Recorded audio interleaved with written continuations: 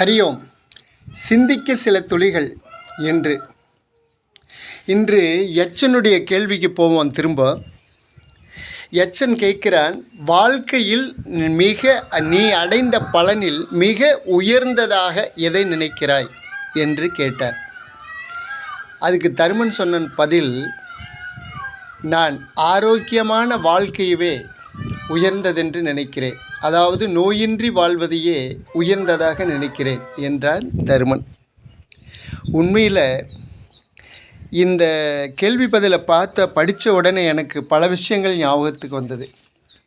ஒரு 20 வருஷத்துக்கு முன்னாடி உடம்பு சரியில்லாமல் யாராவது படுத்துக்கிட்டா அந்த ஊரே, அந்த கிராமத்தில் படுத்திருக்காரு அப்படின்னா அந்த கிராமமே அவரை பார்க்கும்.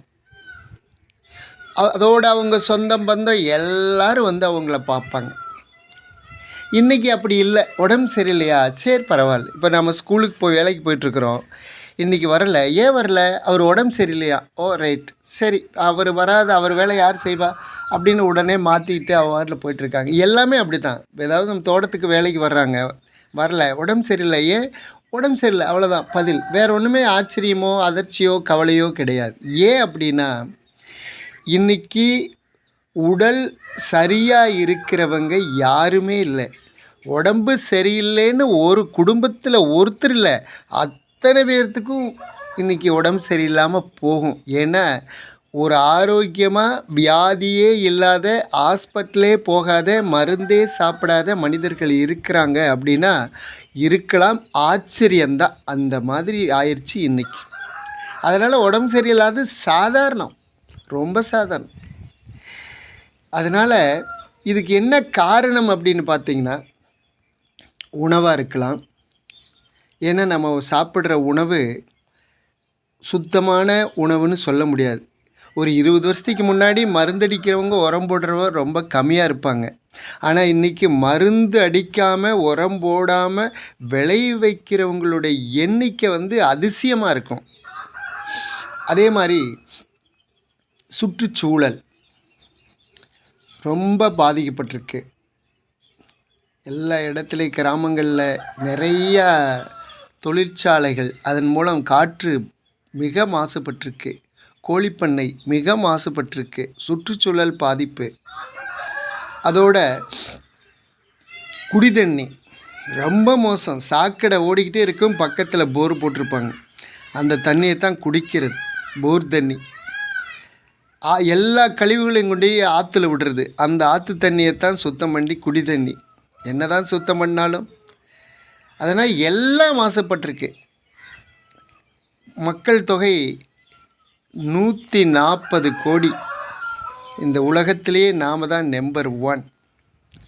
ஆகவே நம்ம அது ஒரு செல்வம். மக்கள் அதிக பெருக்கம் ஒரு செல்வம்னு சொல்லலாம், அதே ஒரு பெரிய துன்பமுன்னு சொல்லலாம். அதனால் இதெல்லாமே நம்மை மாசுபடுத்தி கொண்டிருக்கிறது. சமுதாயத்துக்குள்ளே போட்டி போட்டுக்கிட்டு மக்கள் தொகையை பெருக்கிட்டு இருக்கிறோம். நாங்கள் தான் மைனாரிட்டி, அதனால் நாங்கள் பெருகணும். அது எங்கே போய் முடியும்னு தெரியல. அது ஒரு தனி கதை. அது நிறைய பேர் அதை பற்றி பேசியிருக்காங்க. நாம் பேச வேண்டியதில்லைன்னு நினைக்கிறேன். பேசணும்னா இன்னொரு நாள் அதை பற்றி பேசுவோம். அதனால் ரொம்ப மோசமாக இருக்குது, ரொம்ப ரொம்ப மோசமாக இருக்குது. நோய் இல்லாத மனிதர்களே கிடையாது. ஒரு வீட்டில் ஒருத்தருக்கு உடம்பு சரியில்லை, எல்லாரும் சேர்ந்து ஒரு கூட்டு பிரார்த்தனை வச்சாங்க. கூட்டு பிரார்த்தனை எல்லாரும் சேர்ந்து கூட்டு பிரார்த்தனை பண்ணி அந்த மனிதனுடைய நோயை தீர்க்கிறது. அதுக்காக அந்த பிரார்த்தனை, அந்த பூஜை எல்லாம் இருந்தது. அந்த கூட்டத்தில் ஒருத்தன் கூட்டு பிரார்த்தனை பண்ணினா நோய் சரியாக போயிடுமா?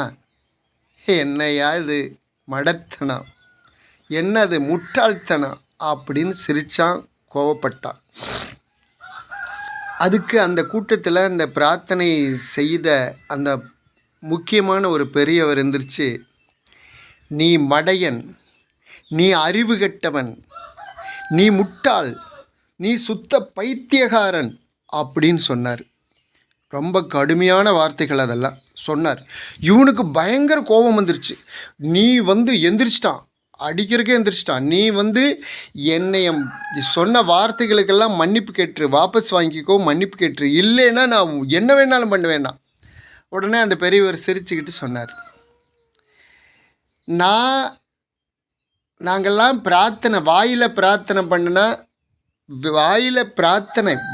வாய் வார்த்தையால் மனிதனுடைய நோயை குணமாக்க முடியுமான்னு நீ கேட்ட. அவன் முதல்ல அப்படி தான் கேட்டான், என்னடா அது வாய் வார்த்தை, இந்த வாய் வார்த்தையால் குணப்படுத்த முடியுமா அப்படின்னு கேட்டான். இது என்ன பைத்தியகாரத்தனதுன்னு அவன். அதுக்கு இவர் சொன்னார், இப்போ நான் வாய் வார்த்தை தான் சொன்னேன், உனக்கு எதுக்கு இவ்வளவு கோபம் வருது? நீ இவ்வளவு ஏன் கொதிக்கிற? உன் கண்ணு செவந்திருக்கு, உன் கைகள் துடிக்குது, எதுக்கு? நான் வாய் வார்த்தை தானே சொன்னேன் அப்படின்னார். உடனே அவன் அப்படியே டக்குன்னு உட்காந்துட்டான்.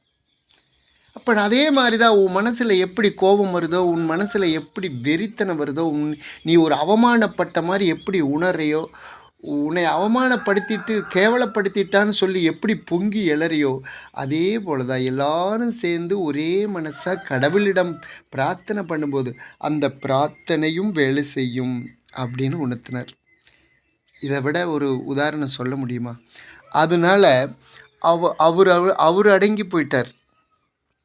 நம்ம நோய்கள் குணமாங்கிறதுக்கு காரணங்கள் பல இருந்தாலும் கூட, நமக்கு நோய் வர்றதுக்கு காரணங்கள் பல இருந்தாலும் கூட, நம்ம பாவ புண்ணியங்கள் ஒரு முக்கியம். நம்ம பாவ புண்ணியங்கள், அதாவது கர்ம வினை ஒரு முக்கியம். அந்த கர்ம வினை அடிப்படையில் தான் நம்ம வாழ்க்கையில் நல்லது கெட்டது எல்லாமே நடக்கு. அதனால் நம்ம இயல்பாக கொஞ்சம் தானம் தர்மம் செய்கிறது, மற்றவங்களுக்கு உதவுறது, நம்ம பிரார்த்தனை நமக்கு மட்டும் இல்லாமல் மற்றவங்களோடு சேர்ந்து பிரார்த்தனை பண்ணுறது, மற்றவங்க எல்லாரும் நல்லா இருக்கணும் பிரார்த்தனை பண்ணுறது, இதெல்லாம் நம்ம வாழ்க்கையில் ஆரோக்கியத்தையும் அமைதியும் தரும். இதுக்கு நிறைய உதாரணம் இருக்குது. ஆனால் ஒரு நல்ல உதாரணம் சொல்லி முடிச்சிடுறேன். ஒரு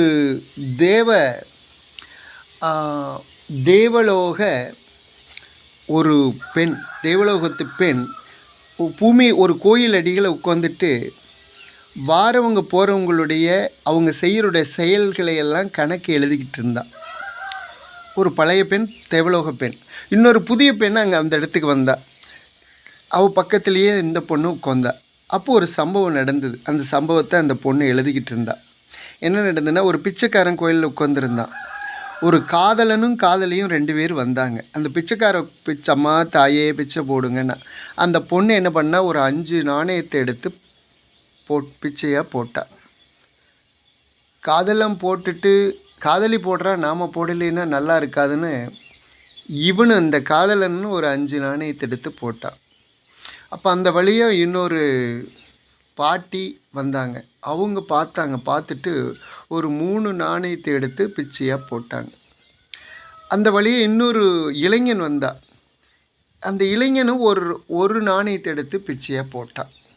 இப்போ அந்த தேவதை அந்த தேவலோக பெண், அந்த தேவதை எழுதுனாங்க, இன்றைக்கி பிச்சைக்காரனுக்கு கிடைச்சது 5, ஒரு 3, 8 நாணயங்கள். அப்படி இந்த புதிய தேவதை சொல்லிச்சு, எப்படி 8 நாணயம்? 10, 13, 14 நாணயம் அல்லவா கிடைச்சிருக்கு. அந்த காதலன் காதலை 10, அந்த வயதான பெரியவங்க 3, அந்த இளைஞன் 1, 14 நாணயங்கள் தானே அப்படின்னு சொல்லிச்சு. அதுக்கு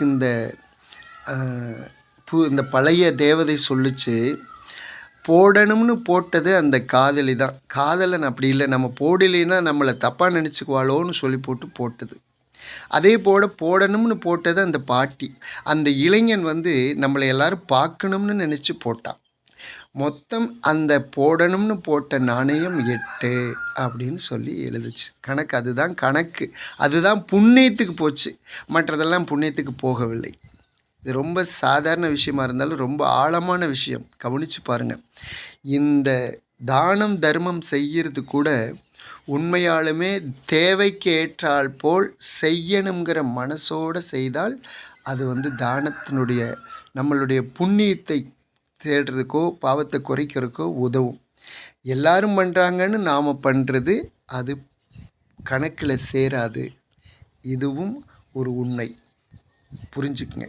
நன்றி, வணக்கம்.